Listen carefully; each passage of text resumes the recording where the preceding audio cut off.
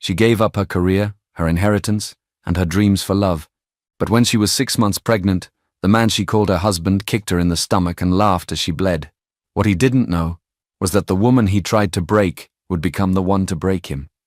Stay with this story till the end, because her revenge is unforgettable, and her triumph will leave you speechless. The music was loud. Laughter filled the living room. Perfume, sweat, and hot lights hung in the air. Sarah moved between the guests with a tray in her hands, 6 months pregnant and still on her feet. She smiled because that was what a good wife did. She kept telling herself, just a little more, make tonight smooth for him. Michael had just landed a big contract. The house was crowded with his friends and business partners, red cups, expensive whiskey, loud voices. The men slapped his back and called him boss. He soaked it in like sunshine. "Sarah!" he shouted across the room. "You're walking too slowly. Move now. Our guests are thirsty." She swallowed and hurried to refill the glasses.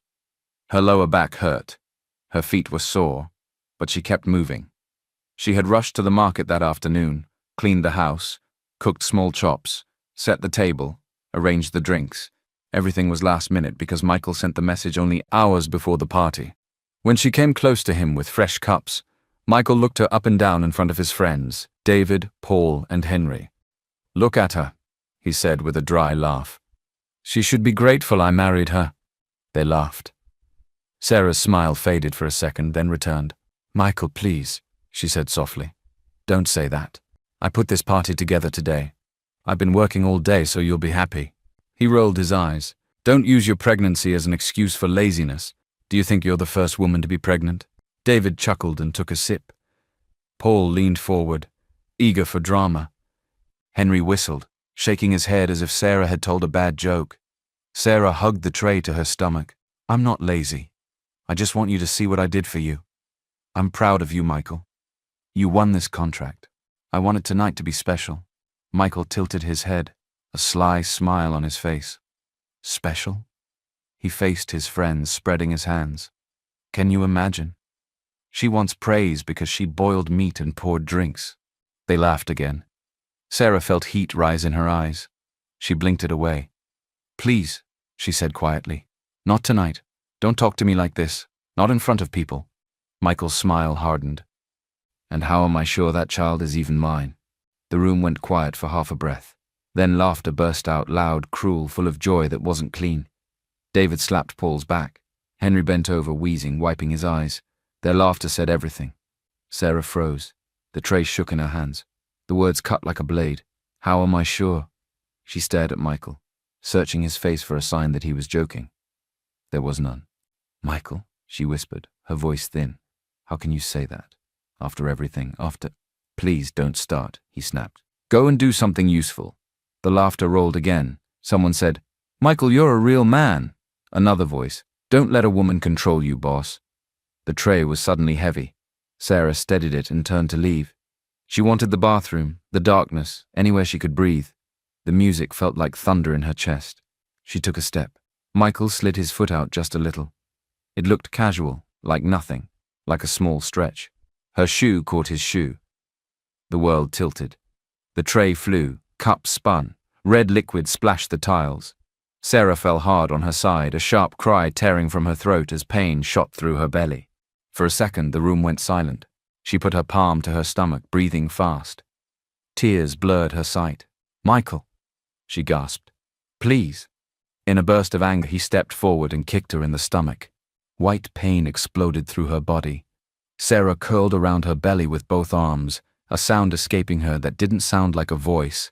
Something warm spread under her, wet, wrong. She looked down. Blood. A small dark stain, then bigger, blooming through her dress. Her ears rang. The ceiling lights swam and doubled. Faces leaned in and stretched away like shadows in water. She tried to speak, but her tongue felt heavy. Around her, laughter started again. Not all at once, not as loud as before, but it was there, mean, careless. Someone muttered, "Drama queen." Another said, "She should stop pretending." Sarah reached for the edge of a chair, trying to pull herself up, but her hand slid. She held her belly. The pain came in waves, deep and hot, and her breath turned small and quick. "Michael, please," she whispered. He didn't look at her. The music rose. The laughter grew. The lights dimmed and brightened in her eyes. The stain spread. A tear slipped into her ear. The floor felt cold against her cheek. The voices above her blurred into a dull roar. The last thing she heard was their laughter, sharp and far away, as her world narrowed and went dark. A thin white light stung Sarah's eyes as they slowly fluttered open. She blinked hard. The ceiling was plain, sterile, and humming faintly with a fluorescent tube. She tried to move, but her body felt heavy, weak, as if lead was running through her veins instead of blood. For a moment, confusion wrapped her mind. Where am I? Then it returned, like shards of glass stabbing her memory, the tray spilling, the laughter, Michael's foot, the sudden fall, the kick, the hot gush of blood, the sound of cruel laughter as she curled on the cold floor. Her hand shot instinctively to her belly. It was flat, covered in hospital sheets. Cold panic spread through her chest. No, no, she whispered, clutching herself as tears welled up. She tried to remember how she got here, but her memory stopped at the sound of them laughing while she held her stomach. Everything after that was darkness. God, please, she whispered, her voice trembling. Please let my baby be all right. Please. Her prayer was cut short by the sound of the door opening. A middle-aged doctor in a white coat stepped in quietly, holding a clipboard. His face was serious, his eyes kind but heavy, like he had carried bad news before and hated carrying it again. Mrs. Sarah, he said softly, approaching her bed. Her heart raced. She searched his face for hope, for even the smallest smile that could mean her child had survived. Doctor, her voice cracked. My baby. Is my baby okay? He sighed and pulled a chair closer to her bed. He sat down slowly, as though buying time for words he wished he didn't have to say. Sarah, he said gently, I am so sorry. You suffered a placental abruption. That means the placenta separated from your womb too early. There was severe bleeding. Her lips trembled. But, my baby, the doctor lowered his eyes. We tried, but the baby did not survive. The room spun. Sarah clutched her chest as if her heart itself had been pierced. No, no, no, she cried, her voice cracking into sobs. That's my child. That's my baby. She shook her head violently as tears poured down her cheeks. Tell me it's not true. Please tell me it's not true. The doctor reached for her hand, but she pulled it away, pressing both arms around her belly that was no longer carrying life. The emptiness was unbearable. He spoke again, carefully, almost whispering. Sarah, there is more. Her tear-soaked face lifted slowly. More? You lost a lot of blood because you were not brought in on time. In addition, the miscarriage caused Asherman syndrome. There is scarring inside your uterus. He swallowed. This means you will not be able to conceive again. The word struck like a hammer. Sarah froze. Then a guttural sound rose from deep inside her, raw and broken. She pressed her hand against her mouth to muffle the cry, but it escaped anyway, grief too sharp to be contained. My baby, my only baby, she wept. And now, I can never. Her words dissolved into sobs. She rocked herself on the bed, clutching her chest as though trying to keep her body from tearing apart. Her mind screamed in silence, all because of a cruel, careless kick. She saw Michael's face in her memory, hard and cold. She heard his friends laughing. And now, her child was gone. Her womb was silent. Her future as a mother was ripped away in seconds. The doctor placed a box of tissues by her bedside, his eyes lowering with sorrow. I'm very sorry, Sarah. We did all we could. He stood quietly for a moment, then slipped out, leaving her with the devastating silence. Sarah cried until her throat ached, until her body trembled with exhaustion. She buried her face in her hands, whispering, Why? Why me? Why my child? Just then, her phone buzzed weakly on the table beside her. With trembling fingers, she reached for it, hoping maybe it was Grace or Linda, her only friends. But no, it was Michael. She opened the text, her tears blurring the words. Stop embarrassing me. You did this to yourself. Her phone slid from her hand onto the sheets. Sarah's sobs turned quiet, almost hollow. It was as though the last thread holding her heart together had snapped. She lay back on the pillow, staring blankly at the ceiling. her hand pressed to the empty place where life once grew inside her. Her world had ended, and Mike hadn't even come. Michael's cold message still glowing on the screen. She stared at it through the blur of her tears until the letters became meaningless shapes. Slowly, her mind drifted, pulled back into the beginning, to how all of this had started. 2 years ago, she had been a rising star in the tech world, a brilliant software engineer, confident, ambitious, with projects that had begun to attract attention. She was the kind of woman people described as going places. That night, at a corporate gathering in Lagos, she had been one of the guest presenters, showcasing a project she was working on. After her pitch, she had stayed behind to mingle, sipping juice quietly in a corner. That was when she noticed him, Michael. He wasn't dressed like the others in sharp suits and shiny shoes. His jacket was a little too big, his tie loosely knotted. He stood at the front of the room, passionately pitching his idea to a panel of investors. Sarah remembered how his voice shook but grew stronger as he spoke. She saw the fire in his eyes, but the panel was unmoved. "This is too generic," one investor said flatly. "We've seen this kind of app a dozen times."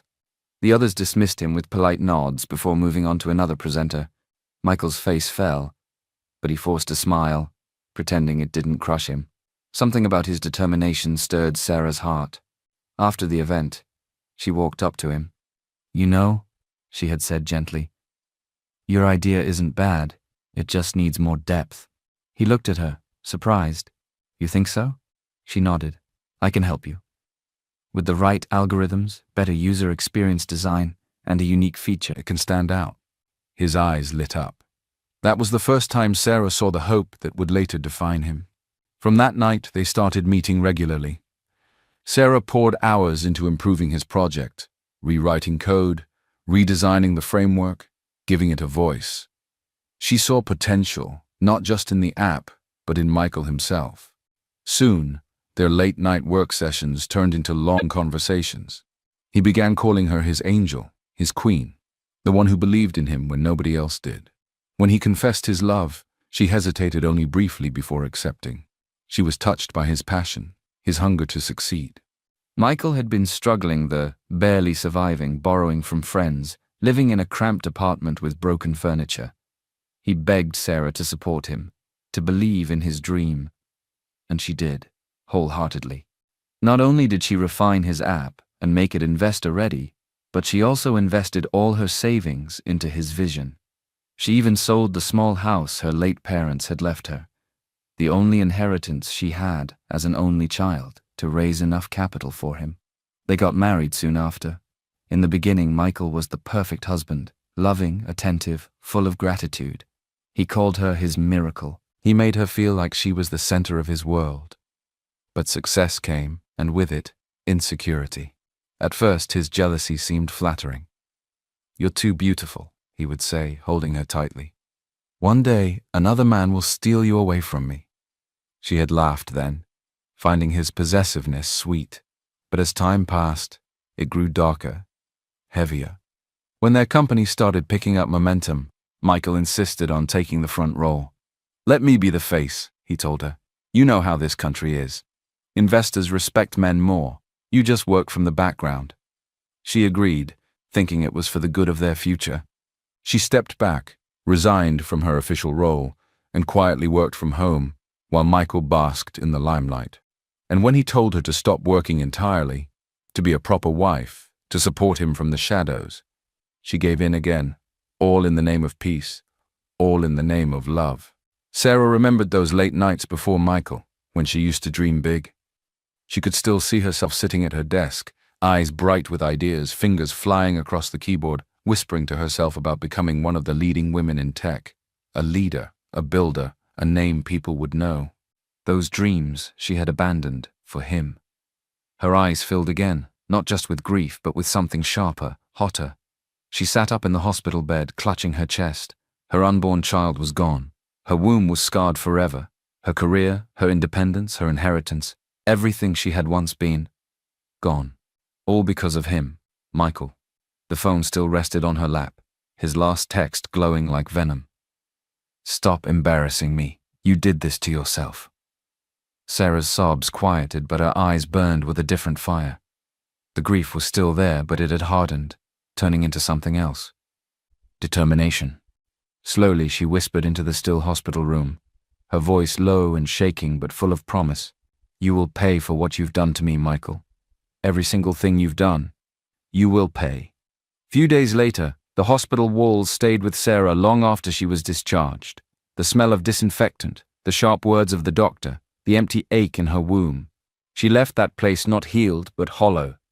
Yet as she stepped back into her home, she forced herself to put on a mask. She smiled when she had to, walked softly and pretended all was well. It was an act, a dangerous act.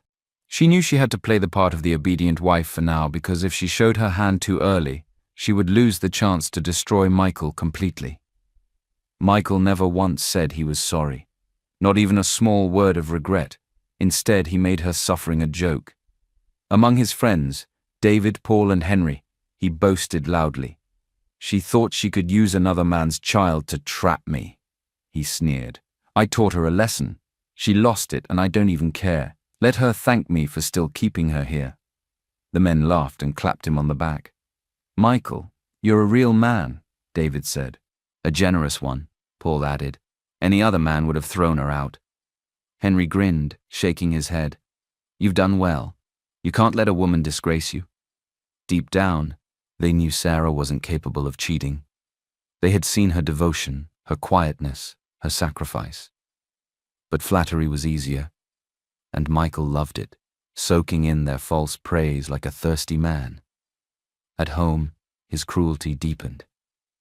You're imagining things, he would say whenever she questioned his behavior.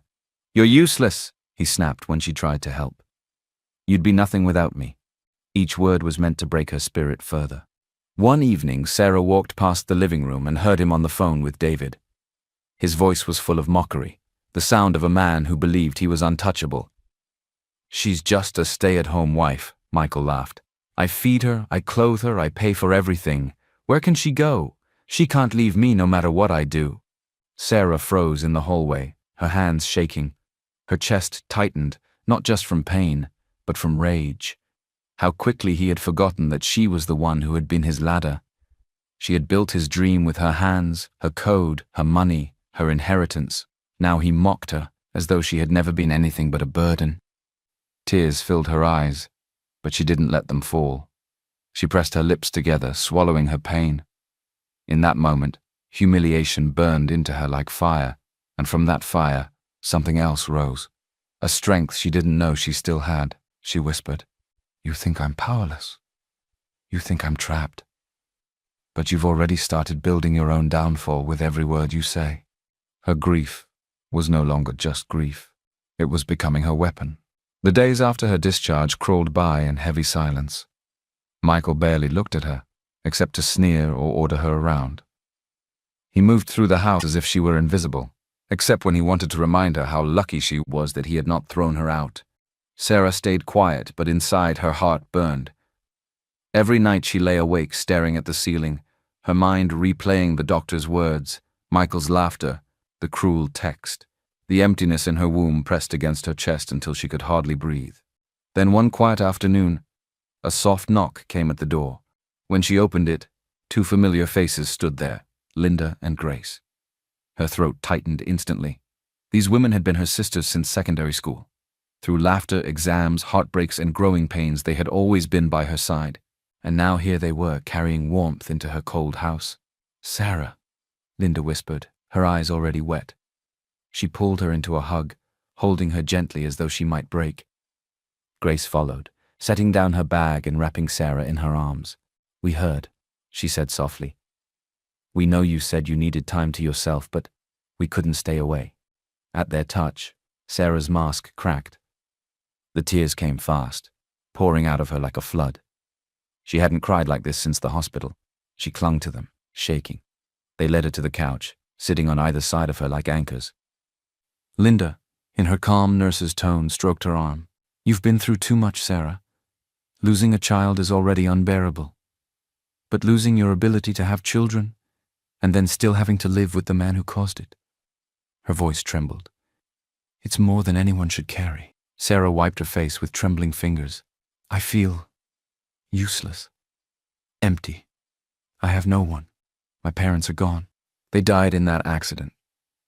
And sometimes I feel like my whole life ended that day too. I keep asking myself, why am I still here? Grace leaned forward firmly. Don't say that. Your parents treasured you. They raised you with love and dreams. Do you think they would want to see you like this? Broken, begging for crumbs of respect from a man who doesn't deserve you? Sarah's tears slowed. She looked at both of them, her eyes red but sharper now. I hate him, with everything in me. I hate him for killing my child. I hate him for leaving me empty. I hate him for laughing while I bled. Her voice grew steadier.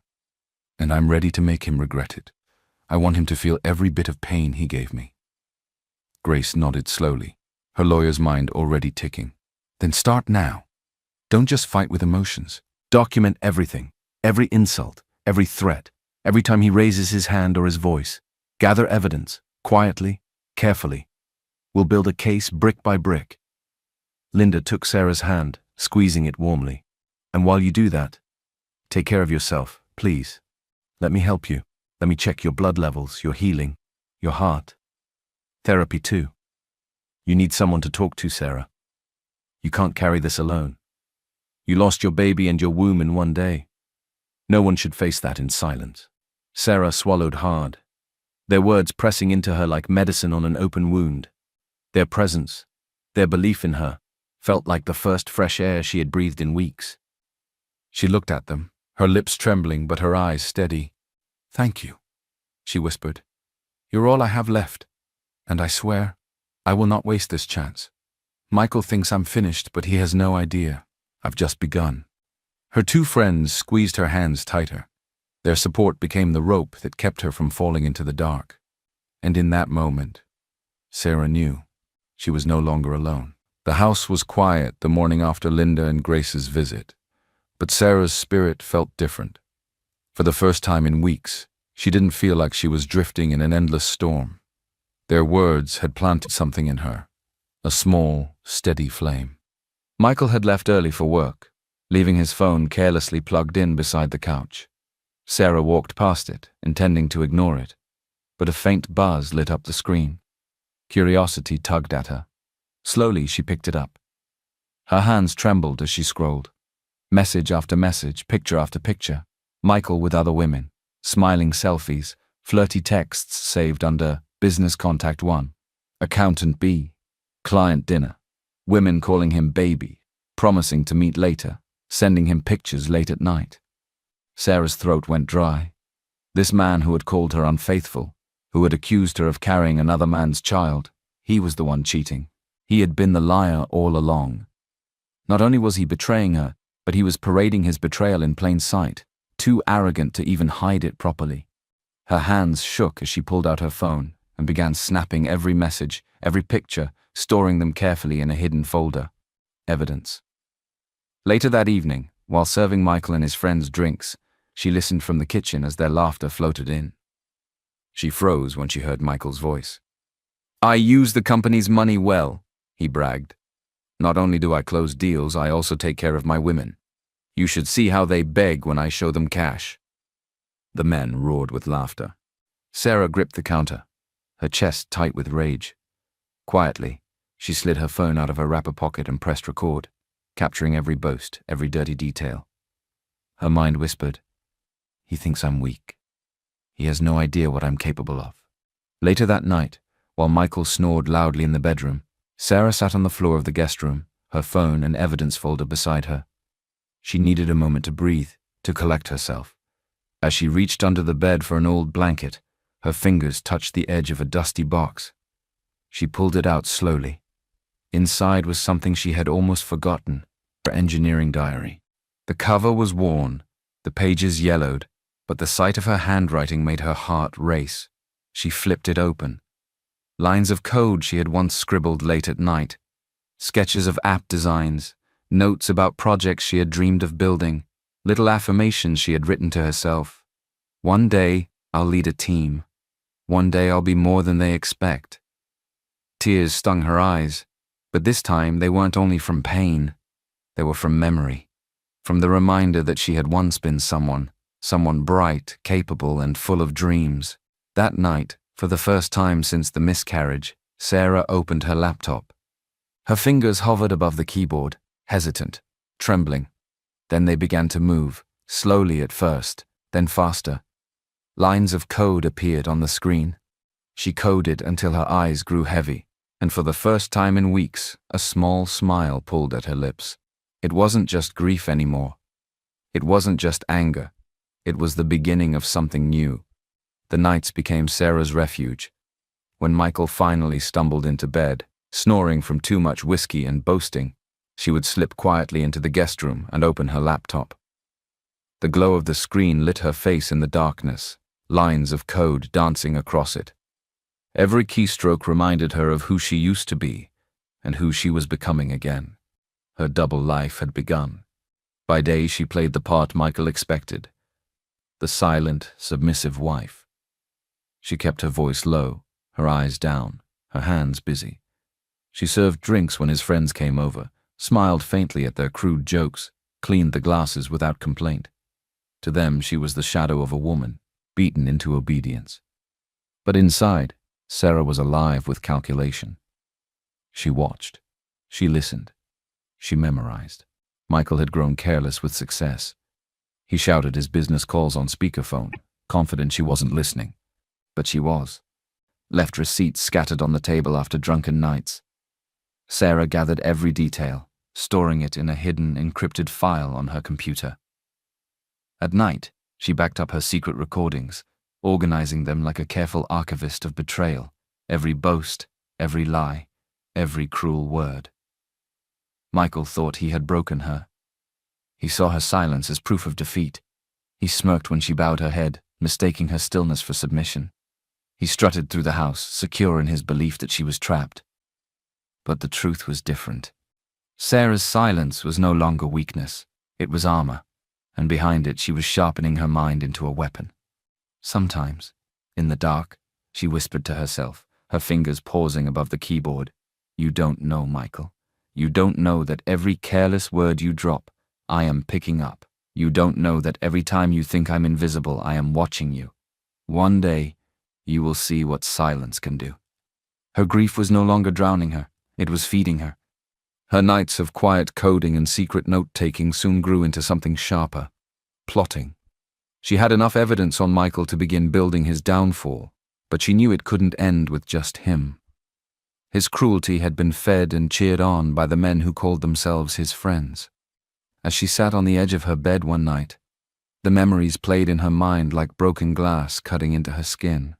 David, his laughter the loudest whenever Michael mocked her. A so-called business partner, but really just a parasite who shared in Michael's dirty deals. She remembered the way he clapped and shouted, "That's a real man," when Michael humiliated her. Paul, smug and loud, always saying, "A man must discipline his wife," as though her pain was entertainment. His words still rang in her ears, making her skin crawl. Henry sly, spreading whispers to anyone who would listen that Sarah had cheated, that her pregnancy wasn't Michael's. He had smeared her name without shame. They weren't just bystanders. They were accomplices in her humiliation. And for that, Sarah vowed she would ruin them too, not as harshly as Michael, but enough to make them regret every laugh, every word. That night she picked up her phone and dialed Grace. Her friend answered almost immediately. "Sarah, are you all right? I need to tell you everything," Sarah said, her voice low but steady. She recounted it all. The files she had found on Michael's phone, the recordings she had made of his boasts, the nights she spent coding again, and finally, her resolve to destroy not just Michael, but the 3 men who fueled him. Grace was silent for a moment, then spoke firmly. "You're right. They all played a part, and trust me, people like that always have skeletons in their closets." Sarah exhaled shakily. "I want to expose them, every single one of them." "Then leave that to me," Grace replied. "I'll hire investigators. We'll dig up everything. Fraud, bribes, affairs. Men like them think they're untouchable, but nobody's sins stay buried forever." Sarah's throat tightened. "Grace, you're risking so much." "No," Grace cut in sharply. "You risked everything for him. Your career, your inheritance, even your body. I will not let you fight this battle alone. I'm solidly behind you, every step of the way. Sarah closed her eyes, tears slipping down her cheeks, but this time they weren't from despair. They were from relief, from strength. She wasn't standing alone anymore. As the call ended, Sarah pressed her diary to her chest. For the first time since the night of the party, she felt something close to hope. Michael thought silence had broken her. But her silence was only the beginning of his end, and the end of the men who had cheered her suffering. The morning sun streamed through the curtains, warm and golden, but Sarah felt none of its peace. She sat at the dining table, spooning porridge into her mouth slowly, while Michael scrolled on his phone, smirking at whatever messages lit up his screen. He barely glanced at her. That suited her perfectly. The less he noticed, the more she could move freely. In the days that followed her late-night call with Grace, Sarah began putting her plan into motion. She knew it couldn't all happen at once. Revenge wasn't a sprint. It was a quiet, patient war. Her first step was money. Michael had grown careless. She used this to her advantage, got her hands on his band pin. Sarah memorized them carefully. One afternoon, when he was out meeting clients, she logged into his account using her laptop. Her hands trembled as the numbers appeared on the screen, millions, most of which had been inflated by shady deals. She didn't dare move large sums. That would alert him. Instead, she opened a secret account under her cousin's name, one Grace had helped her set up quietly. Then, slowly, carefully, she began to siphon small amounts, just enough to be invisible in the ocean of his transactions. Each transfer was another piece of security for her future. But Sarah knew information was as powerful as money. That's when she befriended Celine, Michael's secretary at the office. Celine was talkative, eager to please, and often overlooked by the powerful men who strutted through the building. Sarah bumped into her one evening when she went to drop food for Michael, and instead of walking past as usual, she smiled warmly and started a conversation. "You work here every day?" Sarah asked kindly. "Yes, ma," Celine replied, her eyes wide with surprise that someone was speaking to her with respect. "I hear things, I see things. These men, they don't even notice me." Sarah's heart raced. "Then you must know plenty." Celine hesitated, then leaned in with a whisper. "Madam, your husband. He spends office money like water. He pays for women, even gifts them things. People talk, but they don't say it to his face." Sarah smiled gently, slipping a small wrapped note into Celine's hand. "You've helped me more than you know." From then on, Celine became her silent informant, feeding her small pieces of gossip and details that Sarah quietly recorded and filed away. Every night, Sarah sat with her laptop, her diary beside her, building her case, piece by piece, brick by brick. She was no longer just a grieving wife. She was becoming an architect of destruction. And in the silence of those nights, she whispered to herself, "He thinks he is untouchable. But even the tallest tower can crumble when you pull out the right stones." And he wouldn't see it coming until it was too late. The weeks passed quietly. Too quietly. Sarah continued her mask of silence. She moved like a shadow in the house, obedient, soft-spoken, careful. She served Michael's meals, prepared his clothes, and smiled faintly whenever his friends visited. He saw her quietness as proof that he had finally broken her. But sometimes, when her eyes lingered on him just a little too long, he shifted uncomfortably without knowing why. The turning point came at his mother's birthday celebration. The living room was filled with relatives, neighbors, and old friends. The atmosphere buzzed with laughter and gifts, expensive wrappers, jewelry boxes, thick envelopes tucked into cards. Michael walked around proudly, introducing himself as though the party were his own achievement. Sarah, dressed simply in a blue gown, came forward holding a cake she had baked with her own money. It wasn't extravagant. No towering layers, no expensive fondant. Just a neatly frosted cake, decorated with care and love, the kind of cake that carried thought rather than price. She set it gently on the table. "Mama, I baked this for you myself," she said softly. Before his mother could respond, Michael burst into laughter. "Look at this," he shouted, drawing everyone's attention. People are presenting gold, lace, money, real gifts. And what does Sarah bring? A cheap little cake. The room went quiet. All eyes turned to Sarah, expecting her to crumble as usual. Michael picked up the cake box, sneering. "This rubbish is what you call a birthday present?" And with one sharp motion, he smashed it onto the floor. The cake collapsed, crumbs and frosting scattering across the tiles. A few gasps echoed around the room. Sarah bent down slowly, calmly picking up a rag to clean. "It's all right," she said evenly. Her voice carried no anger, no tears, just stillness. "I'll get another one." Michael froze for a moment, thrown off balance. This wasn't the reaction he expected. He had wanted her tears, her humiliation. Instead, she was steady, composed, unshaken. His mother stepped forward, her face tight with shock. "Michael, this is wrong," she whispered. "She baked it herself. It's thoughtful. You should appreciate that." But Michael only scoffed. "Mama, you don't know her like I do. Don't defend her. She has a way of deceiving people with this innocent face." The older woman shook her head, clearly disturbed. The guests murmured quietly, avoiding eye contact, sensing the tension. Sarah finished cleaning, stood up, and calmly carried the empty box away. Her face betrayed nothing, but inside, she felt a small flame burn stronger. For the first time, Michael felt something shift. Her calmness unsettled him. It was as though his cruelty had stopped wounding her, as though she had grown immune. And that was the beginning of his unease, the first crack in the armor of arrogance he wore so proudly. The morning after his mother's birthday party, Michael woke with a scowl etched deep into his face.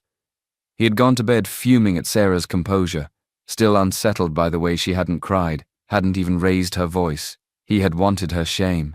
Instead, she had given him silence that unnerved him more than her tears ever had. He stormed into the living room with his phone buzzing in his hand. Calls, missed alerts, and frantic messages lit up the screen.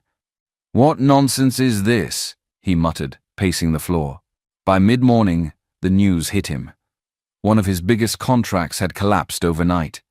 A client pulled out unexpectedly, claiming confidential information about the project had reached a competitor. Millions gone in seconds. Michael exploded, throwing his phone onto the sofa. "Who is leaking these things?" he roared. Sarah, quietly serving tea, lowered her eyes. "Maybe you should talk to your partners," she said softly. He glared at her but said nothing. Meanwhile, the destruction spread beyond him. David, his closest business partner, was suddenly all over the news. One of his fraudulent deals had been exposed, dragging his name through mud. He lost millions in a single day, scrambling to explain himself. His calls to Michael went unanswered, panic clear in his voice. Paul was next. His bribery case surfaced, with documents and receipts leaked to his company's HR. Within hours he was suspended, his reputation hanging by a thread. The man who always shouted about discipline was suddenly silent, facing disgrace. Henry was hit the hardest. An affair scandal spread online, complete with photos and text messages. The worst part? Everyone found out that his lavish lifestyle had never come from his own efforts, but from his wife's family company, where her father had secured him a position. The revelation spread like wildfire. His wife's father, furious and humiliated, threatened to cut Henry off completely. The rug was being pulled out from under his feet, and there was nothing he could do. One by one, the men who had clapped and laughed at Sarah's humiliation were falling. And at the center of it all was Michael, furious, confused, and utterly unaware that the weak woman in his house was the one quietly pulling the strings. He raged in his office, shouting at employees, slamming doors, barking into his phone. His voice echoed through the halls like a man losing control of his kingdom. But at home, Sarah remained calm, pouring his tea, tidying the table, and offering him a faint smile when he sneered at her. "Inside, though," she whispered to herself, "you don't know it yet, Michael, but your empire is already cracking, and I am the one holding the hammer." The cracks in Michael's empire widened with each passing day, but Sarah knew this was only the beginning. If she wanted to bring him down completely, she had to be thorough. She needed proof so solid that no one, not Michael, not his lawyers, not even his powerful friends, could twist it against her. That was when Celine, his secretary, became more than just a source of gossip. One afternoon, when Sarah met her quietly at a small cafe away from the office, Celine leaned in and whispered, Madam, I will help you. Your husband has done nothing but insult me since the day I started working for him. He treats me like trash because I come from a poor home. He calls me names in front of people like I'm not even human. I want him to pay too. Sarah's heart tightened, but she only nodded. Then we'll work together, carefully, quietly. No one can know. From then on, Celine began slipping Sarah files, forwarding copies of contracts, and even leaving small notes about meetings Michael tried to hide. At home, Sarah used her old software engineering knowledge to dive into Michael's accounts. She hacked into his emails, cross-checked transactions, and uncovered a web of shady dealings, inflated contracts, fake expenses, money moved into offshore accounts. She saved every single detail, encrypting them into a protected drive hidden under an alias. Grace guided her like a general in the shadows. Together, they began building an airtight case. Sarah passed her. Hospital reports that Linda helped her secure. Medical testimony proving the miscarriage and infertility were caused by trauma. Photos of bruises she had carefully taken over the months. Voice recordings of Michael boasting about his affairs and corruption. Financial records showing clear evidence of fraud. Grace nodded with satisfaction as the files grew thicker. This is enough to end him, Sarah. When the time is right, we'll strike. Behind the scenes, Grace also filed the paperwork for a secret divorce, one Michael would not know about until it was too late. Linda stayed close too, checking on Sarah's health, reminding her gently, "Losing your child and your womb in one day is too much for anyone. You are strong to even stand." Sarah's nights became a mix of coding, encrypting files, and plotting. And one evening she used her knowledge to do more than just collect evidence. She planted a seed of destruction. She subtly exposed one of Michael's biggest deals, feeding confidential details to a rival company. Within 48 hours, the deal collapsed. Michael lost 30 million in a single stroke. He came home that night like a hurricane, his tie loose, his face red with fury. He slammed documents on the table, shouted into his phone, cursed at his partners. "Useless people!" he roared. "They want to bring me down. They don't know who I am." Sarah, calm as still water, set his food gently on the table. "Your dinner is ready," she said softly. He glared at her, chest heaving, but her eyes were steady, her hands graceful as ever. He mistook her silence for fear. Michael still believed he owned her, that she was trapped in his shadow. But his world was already collapsing piece by piece, and Sarah was the one pulling out the foundations brick by brick with her own hands. The morning after Michael lost his 30 million deal, he barely had time to breathe before another blow struck. His phone wouldn't stop ringing. At first he thought it was business. But when he unlocked the screen, his face drained of color. His private chats, screenshots, audio clips, even pictures, were everywhere online. Conversations of him mocking his staff, calling them idiots who don't deserve salaries. Chats where he bragged about cheating on Sarah with multiple women. Even voice notes where he insulted his own mother, calling her old-fashioned and useless. Within hours, he was trending for all the wrong reasons. The man once celebrated as alpha male and business genius had become a walking disgrace. At home, Michael paced like a caged animal. "Who did this to me? Who? They think they can destroy me." Sarah poured his tea calmly, a small smile tugging at her lips. "Maybe you should drink something warm, it will help." Her serenity infuriated him, but he could not understand why. By afternoon, his mother arrived, her face pale with anger. "Michael," she said, her voice trembling, "is this true? Did you really say these things about me and cheating on your wife so brazenly?" Michael stammered, "Mama, no, they twisted it." But she shook her head, tears gathering in her eyes. "You brought shame to me, to yourself, to this family. I cannot stand with you in this disgrace." She turned and walked out, leaving him speechless.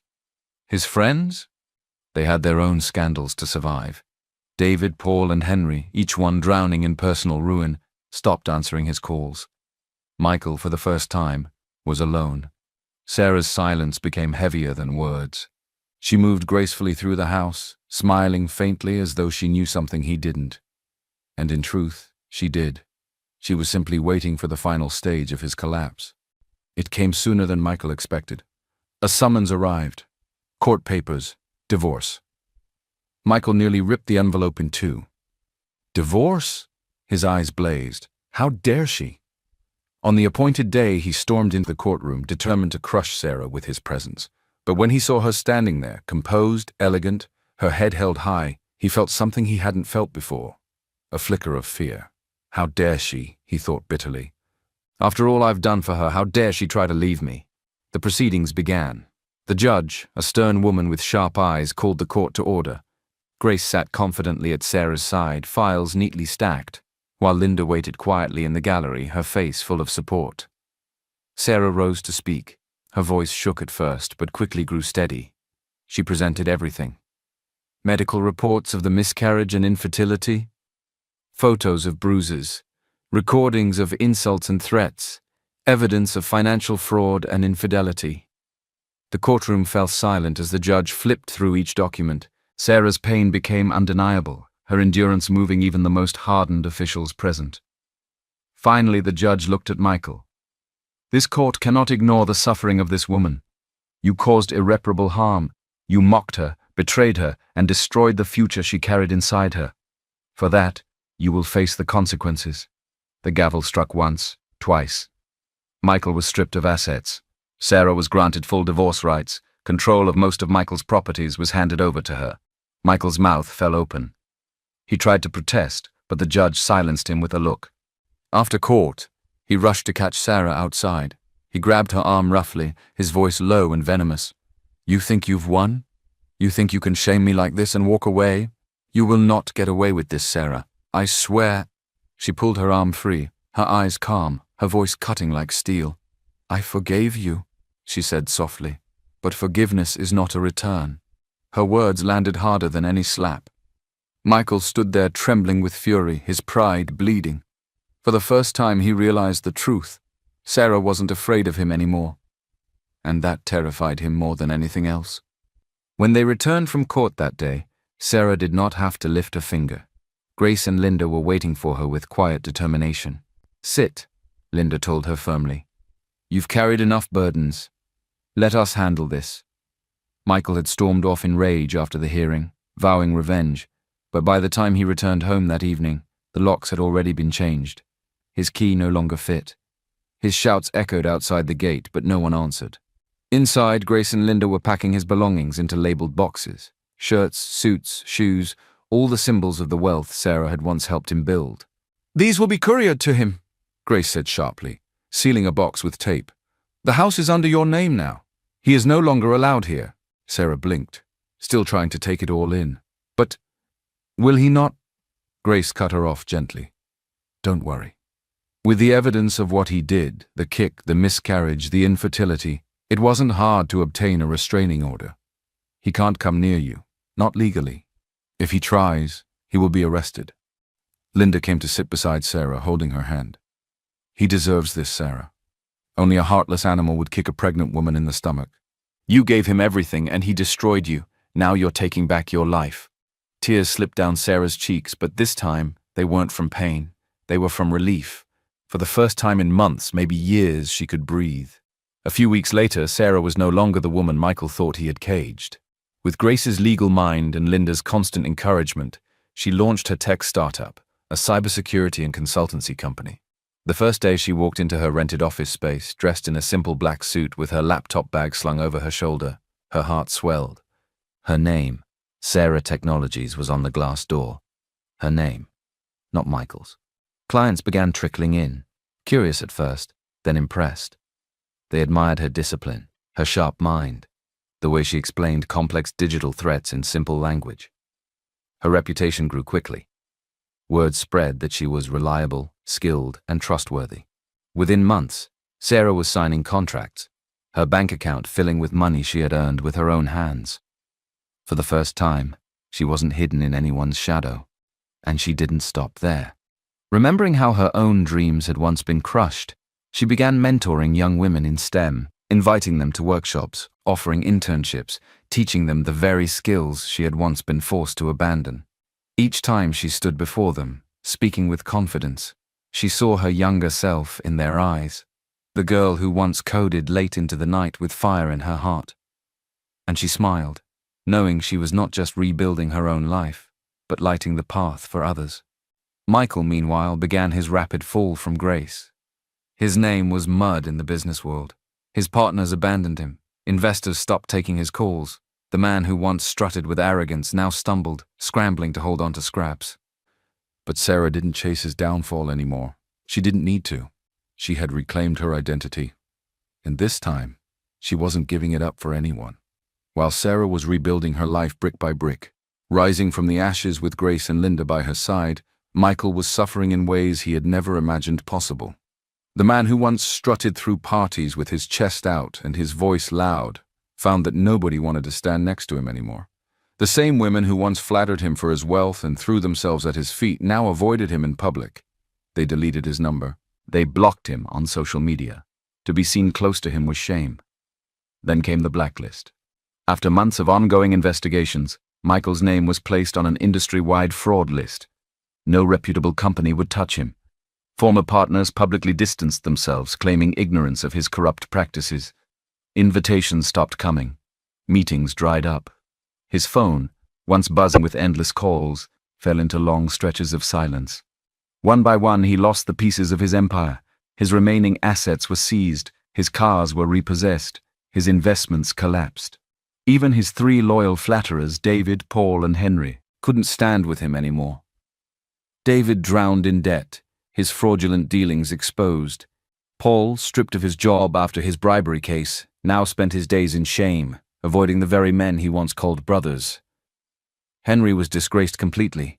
His wife's father cut him off after the affair scandal, and he was kicked out of the house. He had nothing. The empire of arrogance they had built together crumbled until nothing remained but ruins. Then came the final humiliation. Michael was arrested for money laundering after the investigation into his finances was concluded. He was dragged to the police station, cameras flashing, his once proud face bowed in disgrace. To secure bail, he had to sell the last property in his name, a small duplex. Millions were gone in one stroke. When he finally stumbled out, free but ruined, he was no longer the Michael people feared or envied. He was a husk of himself, stripped of everything but his bitterness. And so the man who once mocked Sarah for being useless and dependent found himself working as a driver, hired by a small private transport company. Every morning, he wore a faded uniform, climbing into a car he didn't own, opening doors for strangers who didn't know or care who he once was. He gripped the steering wheel with hands that had once signed million-naira deals. The streets he once sped through in luxury cars now blurred past his window as he worked long hours for meager pay. And each time he caught his reflection in the rearview mirror, he saw not a king, not an alpha male, but a man reduced to dust by his own pride. Michael's fall was complete. And then, one morning, while waiting outside a large conference hall to pick up a client, he looked up. There she was. Sarah's face glowed from a massive billboard above the venue. The words beneath her picture read, "Honored as lead developer for solving major international cybersecurity bug." Michael's stomach dropped. He wasn't surprised. Not really. Deep down, he had always known. That was the brilliance he had tried to bury. That was the talent he feared would outshine him if she ever stepped fully into the light. And now the whole world applauded her. Inside the hall, Sarah walked confidently onto the stage. Dressed in a tailored navy suit, her posture tall and commanding, she delivered a keynote speech that held the audience spellbound. "Sometimes life takes everything from you," she said, her voice clear. "Your dreams, your identity, your hope. But when you choose to rise, piece by piece, you discover something greater than what you lost. You discover yourself." Applause thundered through the hall. Cameras flashed.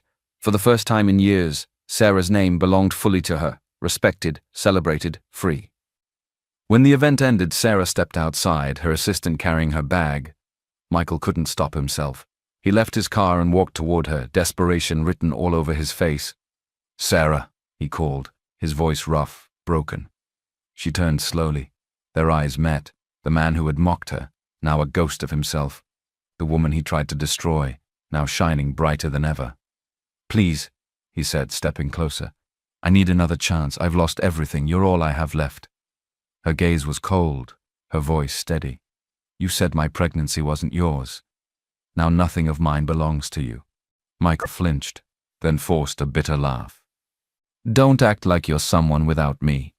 Everything you are today, you're nothing without me. Sarah's eyes narrowed. Till this very moment, Michael, you still haven't apologized. Not for the child we lost.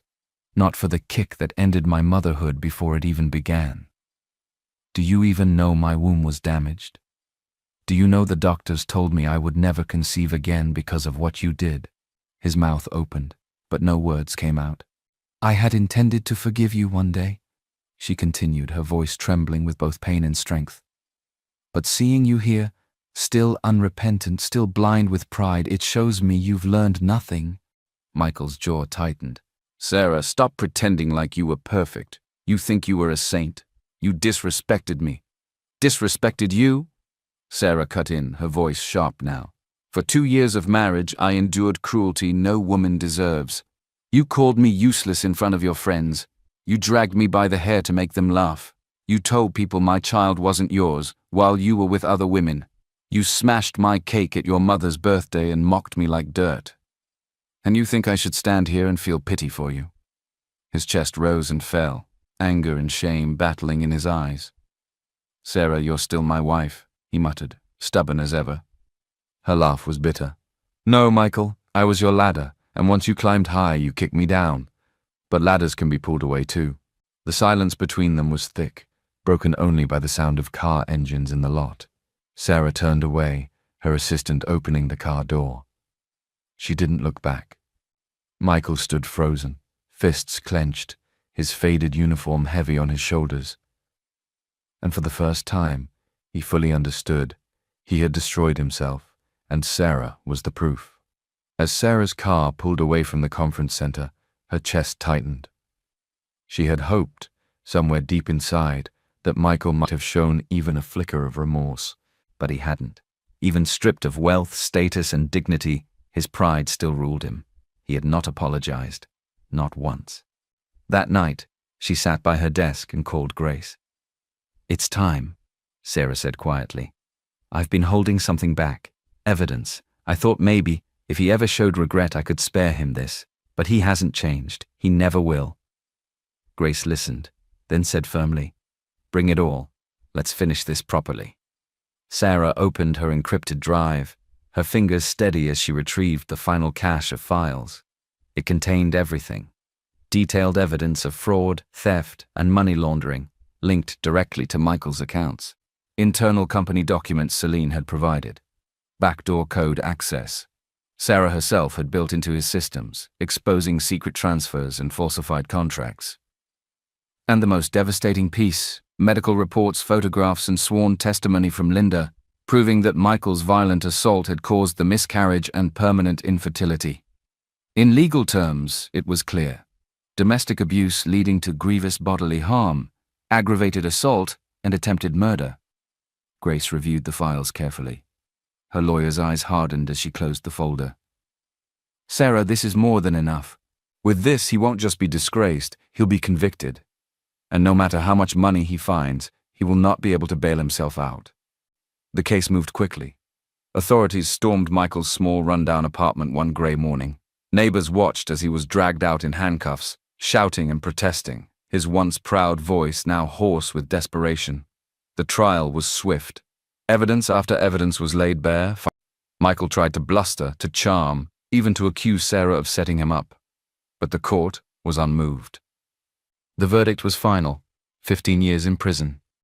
When Sarah heard the gavel strike, a strange calm washed over her. It was not joy, exactly. It was closure. For her unborn child who never had a chance. For the womb she had lost to violence. For the 2 years of cruelty she endured. She would never get those things back, but justice had been served. A few months later, Sarah launched her greatest project yet, a foundation for abused women and struggling single mothers. She stood at the podium on opening day, cameras flashing, her voice clear and unwavering. He tried to bury me, she said, pausing to meet the eyes of the women seated before her. But he didn't know I was a seed. My child was not as lucky. My womb will never be restored. But I am grateful to God that I still have my life, and because I have it, I will use it to fight for women who feel voiceless, trapped, or forgotten. Walk away while you can. Choose life. Choose yourself." The hall erupted in applause, but Sarah's eyes were wet with quiet tears. This was not just her victory. It was her rebirth. That evening, Sarah stood alone on the balcony of her apartment. The city lights stretched before her, glittering like a million tiny stars. The wind lifted her hair as she closed her eyes, placing a hand gently on her chest. She whispered into the night, soft but certain, "I am healed. I am free.